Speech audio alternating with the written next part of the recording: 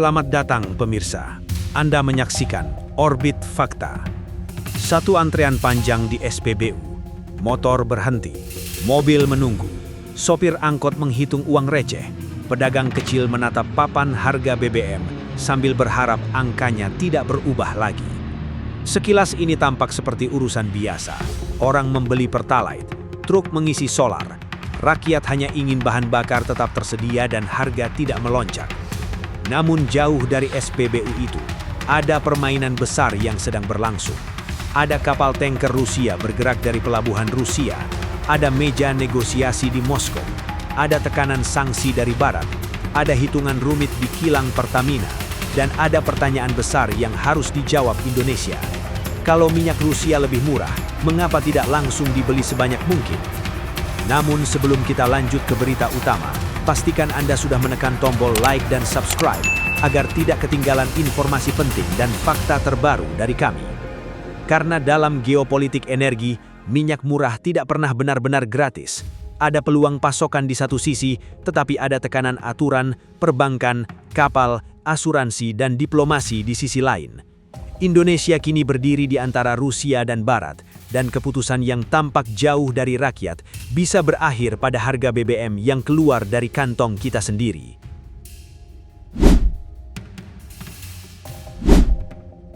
Satu antrean panjang di SPBU terlihat seperti pemandangan biasa.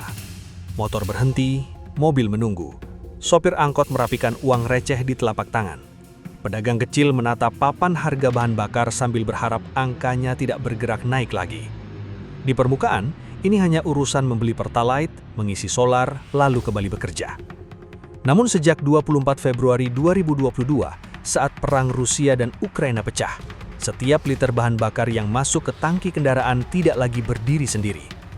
Jauh dari antrean itu, kapal tanker bergerak dari pelabuhan Rusia. Meja negosiasi dibuka di Moskow. Negara Barat menekan lewat sanksi. Bank internasional menghitung resiko. Perusahaan pelayaran memilih jalur aman. Perusahaan asuransi membaca daftar larangan. Di tengah semua itu, Indonesia harus memastikan kilang tetap bekerja, pasokan tidak putus, dan harga di dalam negeri tidak melonjak terlalu cepat. Pada 5 Desember 2022, negara-negara G7 bersama Uni Eropa dan Australia mulai menerapkan batas harga untuk minyak mentah Rusia. Aturan ini dibuat agar Rusia tidak bebas menikmati pendapatan besar dari ekspor minyak, tetapi pasar dunia juga tidak kehilangan pasokan secara mendadak. Secara sederhana, minyak Rusia masih bisa dikirim memakai jasa kapal, asuransi, dan pembiayaan dari Barat, selama harganya tidak melewati batas yang sudah ditentukan. Dari sinilah, dilema Indonesia mulai terlihat. Minyak Rusia bisa menawarkan harga yang lebih menarik. Bagi negara pengimpor minyak, selisih beberapa dolar per barel dapat berarti ruang nafas bagi anggaran negara. Indonesia membutuhkan minyak dalam jumlah besar, sementara produksi dalam negeri belum cukup menutup konsumsi harian. Artinya, mencari sumber pasokan yang lebih kompetitif adalah langkah yang masuk akal. Namun minyak Rusia bukan lagi komoditas biasa. Sejak perang Ukraina, setiap barel membawa beban politik. Bukan hanya harga yang harus dihitung, tetapi juga cara pembayaran, bank yang digunakan, status perusahaan pengirim, kepemilikan kapal, asuransi laut, dan resiko hukum bila transaksi dianggap melanggar aturan Barat. Satu kesalahan kecil bisa membuat pengiriman tersendat, pembayaran tertahan, atau reputasi perusahaan ikut dipersoalkan. Pada 22 Juli 2024, muncul sinyal penting ketika Pertamina dilaporkan memasukkan beberapa jenis minyak Rusia dalam daftar tender untuk pengiriman September ke kilang Cilacap. Ini bukan keputusan kecil, karena Indonesia sudah lama tidak menjadi pembeli rutin minyak Rusia. Langkah itu menunjukkan bahwa pintu tidak sepenuhnya tertutup, tetapi juga belum berarti Indonesia siap membeli tanpa perhitungan panjang. Di titik ini, urusan SPBU terhubung langsung dengan geopolitik besar. Harga di papan digital bukan hanya ditentukan oleh jarak rumah ke pom bensin. Ia ikut dipengaruhi oleh perang, sanksi, kapal tanker, kurs mata uang, dan keputusan diplomatik yang berlangsung ribuan kilometer dari Indonesia. Minyak murah terlihat menggoda, tetapi jalannya penuh pagar tak terlihat. Pada 17 Maret 2026, sinyal baru muncul dari Jakarta. Menteri Energi menyatakan Indonesia membuka kemungkinan membeli minyak dari berbagai negara, termasuk Rusia, selama pasokan aman dan harganya masuk akal. Kalimat itu terdengar teknis, tetapi maknanya sangat strategis. Indonesia sedang menunjukkan bahwa urusan energi tidak boleh dikunci oleh satu arah politik. Saat pasar minyak diguncang konflik, jalur pasokan harus dibuat lebih lebar, bukan lebih sempit. Konteksnya tidak ringan. Pada awal 2026, ketegangan di Timur Tengah membuat pasar kembali gelisah. Setiap gangguan di kawasan itu dapat mengubah pergerakan harga minyak dalam hitungan hari. Bagi Indonesia, lonjakan harga bukan hanya angka di layar bursa. Dampaknya bisa masuk ke biaya impor, tekanan subsidi, harga logistik, dan stabilitas belanja negara. Karena itu, mencari alternatif dari Rusia bukan sekadar manuver diplomatik, melainkan bagian dari upaya menjaga ketahanan energi. Kemudian pada 13 April 2026, Presiden Prabowo Subianto melakukan kunjungan ke Rusia dan bertemu Vladimir Putin. Pertemuan itu memberi pesan bahwa komunikasi energi antara Jakarta dan Moskow bergerak ke level politik tertinggi.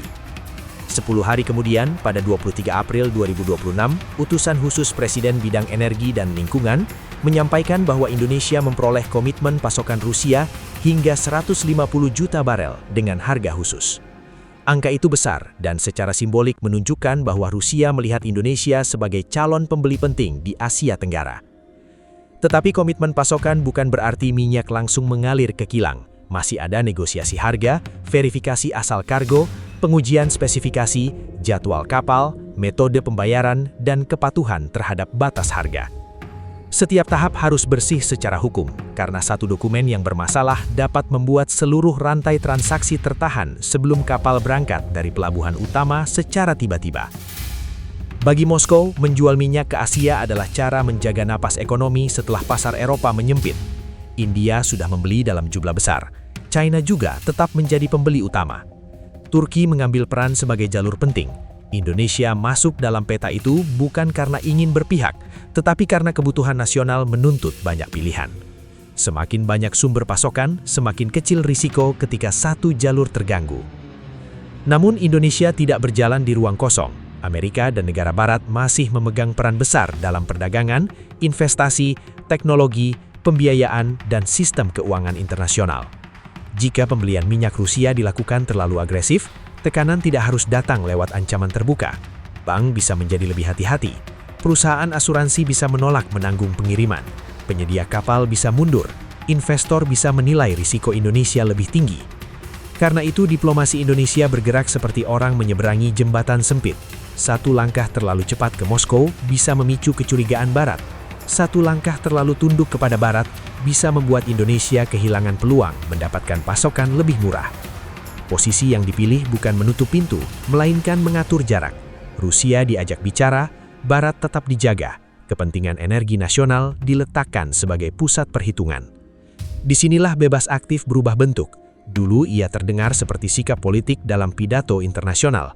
Hari ini ia muncul dalam dokumen tender, kontrak pengiriman, mekanisme pembayaran, pilihan bank, jalur tanker, dan klausula asuransi.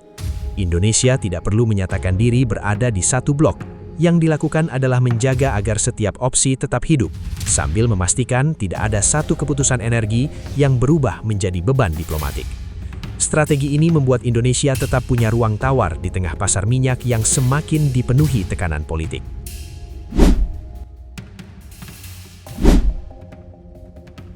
Pada 12 Januari 2026, perhatian pemerintah tidak hanya tertuju pada diplomasi minyak, tetapi juga pada kemampuan kilang di dalam negeri. Presiden Prabowo meresmikan peningkatan kilang Balikpapan, proyek besar yang menaikkan kapasitas pengolahan dari 260.000 menjadi 360.000 barel per hari. Angka ini penting karena Indonesia ingin mengurangi ketergantungan pada bahan bakar impor dan memperkuat produksi nasional. Namun, kapasitas besar tetap membutuhkan jenis minyak mentah yang tepat. Disinilah banyak orang sering keliru. Minyak mentah tidak semuanya sama. Ada yang ringan, ada yang berat. Ada yang rendah sulfur, ada yang tinggi sulfur. Ada yang mudah diolah menjadi bensin, ada yang lebih banyak menghasilkan produk berat. Minyak Rusia jenis Urals dikenal sebagai minyak medium sour.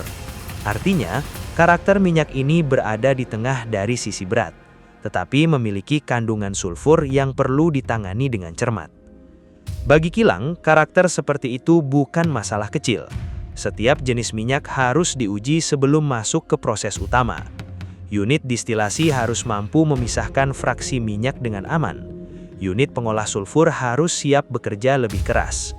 Komposisi hasil akhirnya harus sesuai dengan kebutuhan pasar Indonesia. Pertalite, solar, aftur, dan produk lain punya standar masing-masing. Jika campuran minyak mentah tidak cocok, biaya pengolahan bisa naik, efisiensi turun, dan hasil produksi menjadi tidak ideal. Pada titik ini, diskon harga bisa kehilangan daya tarik.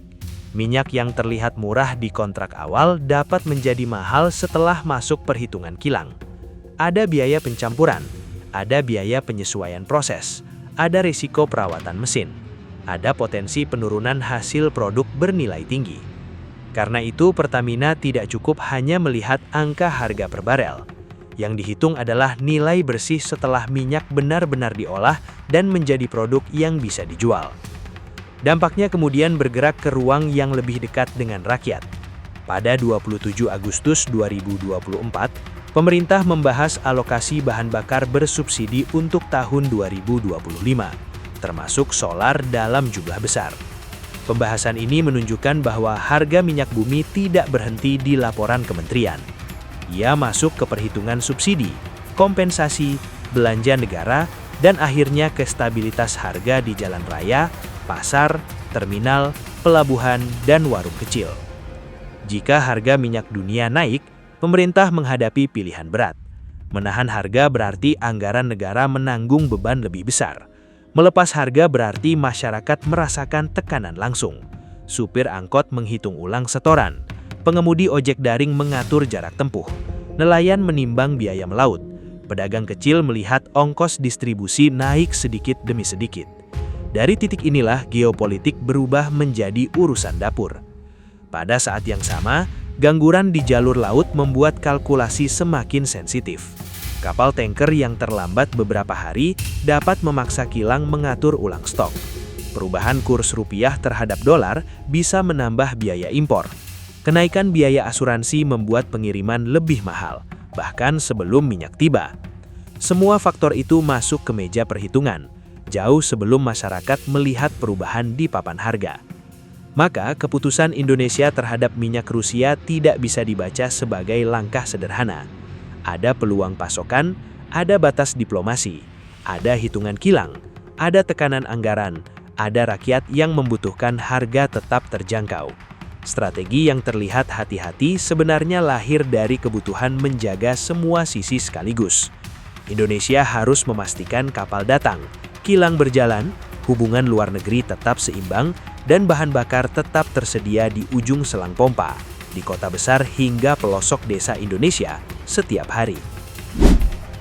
Pada akhirnya, diplomasi minyak Indonesia bukan hanya tentang mencari harga paling murah.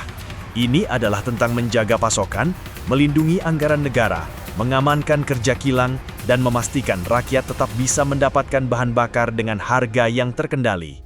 Di tengah tekanan Rusia, Barat, dan pasar energi global, Indonesia harus bergerak hati-hati karena satu keputusan di meja diplomasi bisa berakhir pada angka yang terlihat di papan harga SPBU.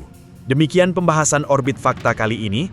Jika informasi ini bermanfaat, jangan lupa untuk subscribe channel Orbit Fakta dan aktifkan lonceng notifikasi agar Anda tidak ketinggalan informasi penting, analisa terbaru, dan berita menarik lainnya. Orbit Fakta, fakta dari orbit untuk seluruh dunia. Terima kasih telah menyaksikan, sampai jumpa.